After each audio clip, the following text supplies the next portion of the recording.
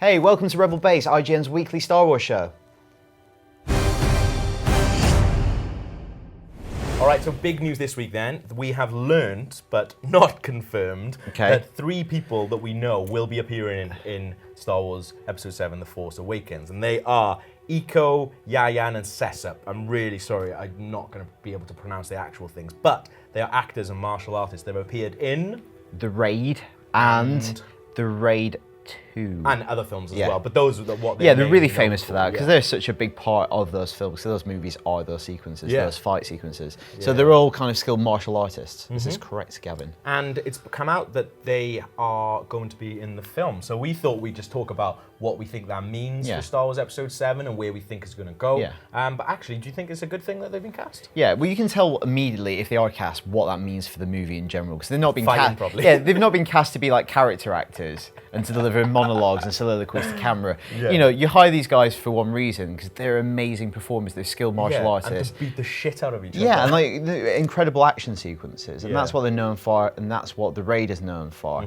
And this, this got us thinking about previous Star Wars movies, and even though obviously the original trilogy is everything to us and it's amazing, it's fantastically exciting, the action in the prequels is arguably more kind of kinetic, cinematic, compelling in some ways, especially Phantom Menace. Yeah, definitely. I mean, you can say what you want about Phantom Menace and about the original trilogy, but I mean, I don't think there's anybody who is a Star Wars fan, and even if you hate those films, there's absolutely no way you can deny that Duel of the Fates sequence with Qui-Gon Jinn and Obi-Wan against Darth Maul is incredible, and it's still really good to watch now. And we bring that up because the guy who played Darth Maul, Ray Parks, he was also Toad in the first X-Men. That's right, he has a little David Beckham Cockney voice in real life, but he is he's a martial artist. Amazing. And so all of that stuff he's doing, a lot of that stuff when he's pirouetting in the air, somersaulting, he's doing that for real. Obviously some of it is augmented. They're so kind of tight and intricate that it really kind of realised for me what the heyday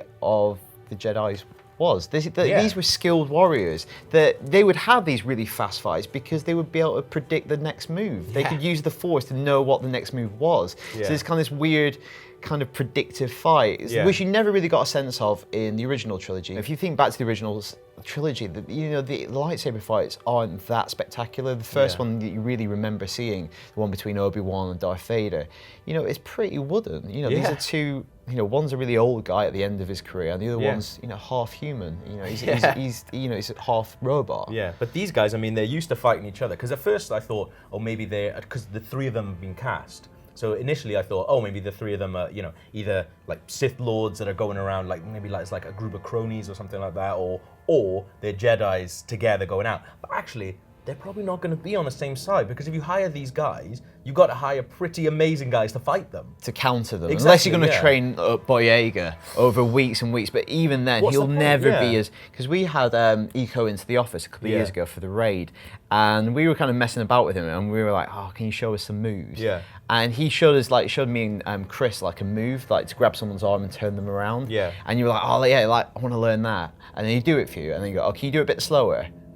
You're like, I'm not quite getting what you're doing. Can you do a bit slower? And I'm like, I'm not getting that. It's because he can't slow it down. He's so fast. Even him doing it slow was too fast for you to really understand what was going on there. So who do you think that they could be playing in the movie? Are they Jedi? Are they Sith maybe? Or something else? I don't know. Maybe they are going to the role of Ray Park. Ray Park was Darth Maul, but voiced by Peter Serafinowicz. Like, do you think they could be doing that, and they're going to be losing their voices for that? Possibly. They could be acting under prosthetics. They could be doing motion capture for all we know. Yeah, that's a good possibly. Point. Possibly. It's kind of weird that they were involved, and it's only coming out now that they were actually part of production. They really kept that secret, and for it to come out now is strange. So, what else could this mean for Star Wars? You've got like maybe a little pet theory what this could mean one day going forward. Well, as a fellow Welshman, so like the Raid and the Raid 2 are famously directed by Gareth Evans, who grew up really, really close to where I live. And I think genuinely this would be awesome if the 3 of them are playing characters that are being set up for a spin-off Star Wars movie, which will be directed by Gareth Evans, I think. So maybe there's a couple of maybe they play really, really small roles, and there'll be like one really cool scene, and they're sent off to do something by one of the principal characters that we know, which then gets resolved in a future spin-off movie. Almost like Rosencrantz and Guildenstern are dead. Yeah, so, Shakespeare. No, but like I think that's really interesting because so far what we've heard of the kind of spin-off movies, we know that Gareth Edwards is doing one. Yeah. Gareth Edwards? Another Welsh one. Yeah, and also Josh Trank is doing one. The rumours for those are maybe more kind of almost not linked to these movies, maybe taking place in around the time of the original trilogy. Yeah. Be interesting to see whether the kind of what we call the core movies, the episode movies, are actually going to be a launching pad for these spin-off movies, or whether they try to keep them a bit more distinct. Do you know what I mean? Like if you have if you have the core episode movies, I almost feel that's following like Marvel template, like have it introducing a character to then spin it off next year. I think it'd be more interesting to have almost the kind of the off years being like these kind of one-shots, self-contained, less consequential. So you don't have the big kind of headache of making it all connect down the road. Do you know what I mean? Because I think you can get a bit contrived. Whereas I feel like if this Boba Fett spin-off movie, that's a heist movie, such a good idea, doesn't really add much to maybe episodes 7, 8, and 9. Maybe but not, it's a cool idea. But I do like I always get a kick out of watching the Marvel movies where, you see one character and then that is set up for, their own personal film. I don't know, I always But I think that almost transforms Star Wars though. Yeah. Because it makes the episode movies kind of less important. Do you know what I mean? Do you think that have Avengers and all the other ones though? Because I always think like when I'm watching a Thor movie or Captain America movie or an Iron Man movie, maybe not Iron Man 3 because I do love that, but I always feel with those that they're never as big as Avengers and everything is sort of leading towards I see what I think about that. I think Star Wars adheres to kind of 3-act structure. Okay. Each one is a trilogy. Right. Whereas Marvel Cinematic Universe is kind of drawing on what Marvel has done for best part of 70 years, which is tell extended stories across multiple titles. Yeah.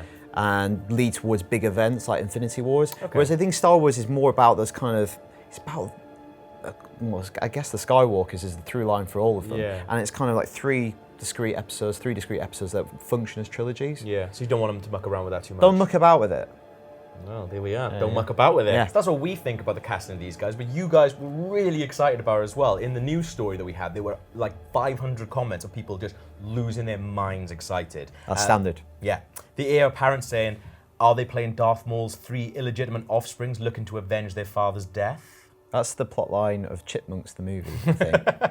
Alvin and the Chipmunks. I'll pass this over to you so you can read out Slit Your Guts' comment. Okay, he says, both Raid films are among my favourite action movies of all time. If they utilise them like we're hoping, it'll be hard to fathom the level of awesome this will achieve. That will be a level of awesome. And also Lulu Duby says, the only thing that could make the Raid movies better would be lightsabers. Now my life is complete. But what do you think about it? Let us know at rebel-base@ign.com or in the comments below or hit us up on Twitter. But for now, we'll see you next week.